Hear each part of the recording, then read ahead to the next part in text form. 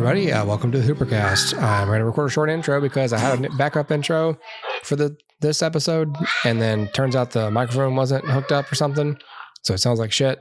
I was going to power through it. It sounds terrible. So I'm back recording normal.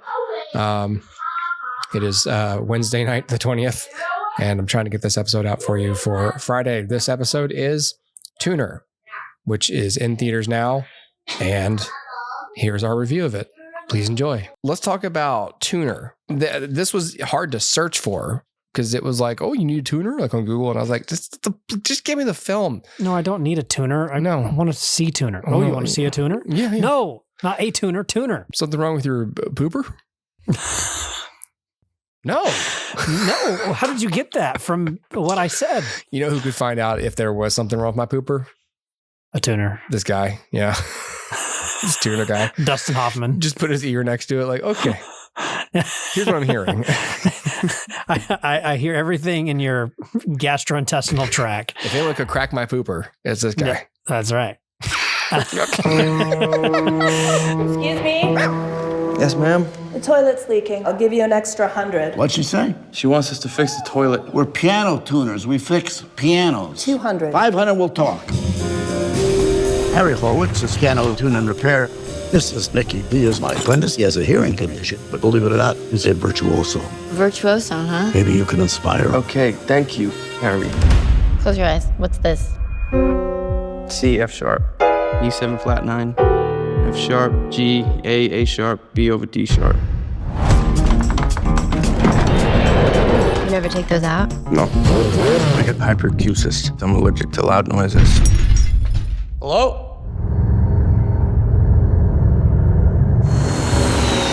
You know how long you're gonna be? It's loud. As long as it takes. Unless you can open the safe.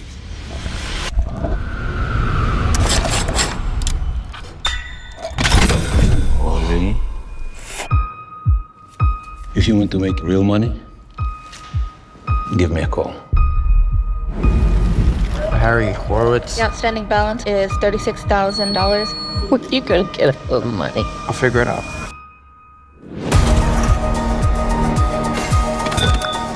I got you something. Don't do anything stupid. You understand? Who are you? Hey! Forget it. I'm done. Harry, you're a very special man. And your girlfriend, she has beautiful hands.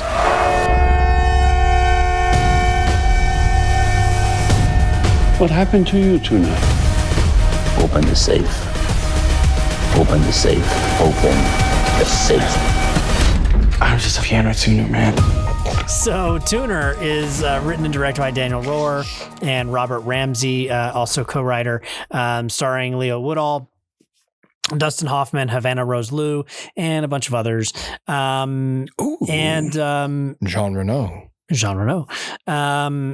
Yeah, this is a movie about a piano tuner played by Leo Woodall, who he has this condition where he hears everything more intensely than regular people, which makes him very good at safe cracking. And he's also got perfect pitch. And one day, he really wanted to be he was like a prodigy piano player. And until his ears did their thing, then he lost that, and so now he's a tuner, and he starts this relationship with Havana Rose Liu's character, and she is a student who's attempting to write this to compose this piece, and he's helping her, and slowly learns to fall in love with her, and all these things, and yeah, man, it's just it's a little bit like Rocky or On the Waterfront or something, where it's about a lot of things, but the thing it's mostly about is, I guess, just the relationship between these two characters and their love story, but at the same time, how it, either in some of those films cases, like emboldens the character, or in this case, maybe makes things more complex and complicated for him. And so, yeah, man, Tuner is an interesting movie. obviously, like you said, it's not out quite yet. It's not one that I anticipate is going to do big business at the box office. And I'm not, it feels like one of those movies that like you ask people, have you seen this? And most people are going to be like, oh no, like I saw something about that and it looked cool, but I haven't seen it. And it just strikes me as one of those movies that like is on everyone's list perpetually, or you just have no interest. Basically what this film is to me, and I don't have a whole lot to say about it, it's better than fine, but it never really rises to greatness, despite being really strong throughout most of its early acts, and really strong performances by Leo Woodall and Havana Rose Liu that feel really genuine, and they feel real. And so despite all of those things, it just never really rises to the top. And so the way I described this is it's like On the Waterfront meets Baby Driver, Sound of Metal, and Whiplash. And it's like throw all of those things into this big blender and this film is what comes out. And so it feels definitely like see Baby Driver in this for sure. Yeah, it's got a really Edgar Wright-y kind of pace to the editing. And there's like a montage in here that's really feels like Baby Driver and like Shaun of the Dead style editing, and almost like homage-y level. You know what I mean? Like it's very blatantly Edgar Wright-y. But On the Waterfront is what kept coming to my mind, and so this is going to be a compliment. Leo Woodall does such a good job in this role. It reminded me of Marlon Brando in On the Waterfront.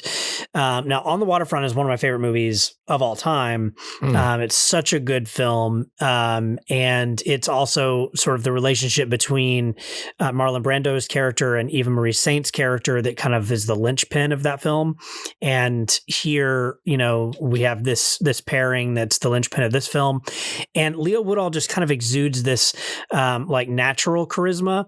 It doesn't feel like he's trying. It doesn't feel like he is acting. It just feels like he is this character. And if you had told me that like this film was based on this man's life and this man was played by the man that he is, you know what I mean? Like, I would have believed you because he just feels so real in the role. It's high praise because, like, obviously when On the Waterfront came out, what Brando was doing in that film, so naturalistic that I think nobody was really ready for it. It was like, it shocked so many people that it was not big. It was not broad. It was not theatrical. It just was. Like, he was that character. And in the same way, Leo Woodall here is naturally this character. And so that's big praise to compare anybody to Marlon Brando, but especially young Marlon Brando and especially On the Waterfront Marlon Brando. But Leo Woodall is really good in this film. And so if you ask me, like, why did the film not really wow you by the time it was over? My answer would be two things. One, maybe it's the conditions in which I saw the film. And so I would watch it again. I watched it, unfortunately, not all the way through in one sitting. And so that could have been part of it. But it could also have been, feels like an old Hollywood movie, again, On the Waterfront being the prime example, but it never really has that old Hollywood sensibility. So it feels a little strange or like anachronistic in some way. So maybe that's it.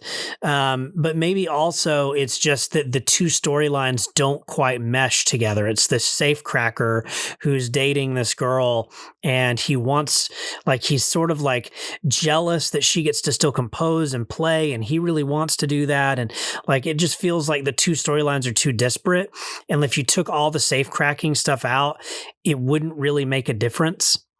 And if the two storylines had been better meshed, I think it probably would have mattered more. Like, I think thematically, if you found a way that the two storylines were linked in some, you know, even high level way, I think that it would have been better. And so for me, maybe it's just that it feels disjointed in that way. I'm really not sure. I'd almost have to watch it again to get a read on why I didn't really love it. Because again, I really liked the first little bit of it. So, and I really loved the performances. So what is it that stops me from loving this movie? I can't quite answer that. It's a few things. But having said that, if you're on the fence and you're going like, well, look, it's coming out end of May. I want to go see something in theaters. Is this worth my time? My answer would be yes. I would see a matinee. I would also say if you wanted to wait for streaming, I think that would be fine.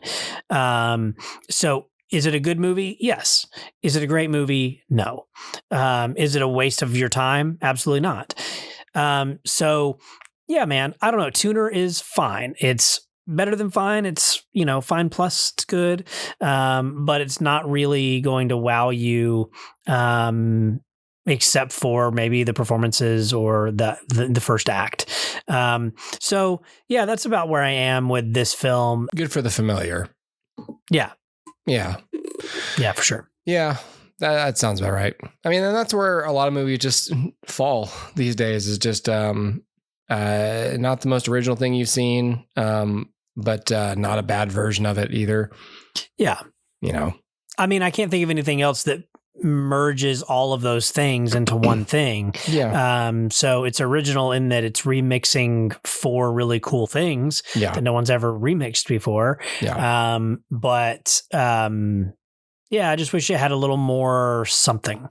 Yeah. The Google results that I had for it when I was pulling up the information and everything, why is everyone sleeping on Tuner?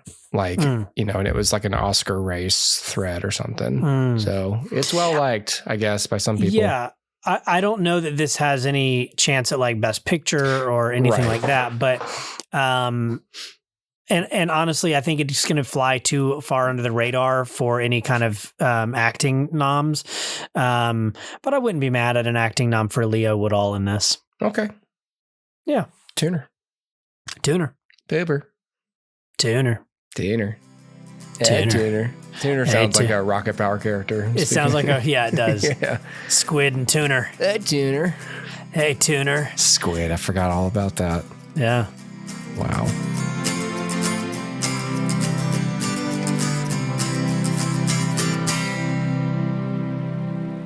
If anyone could crack my pooper, it's this guy.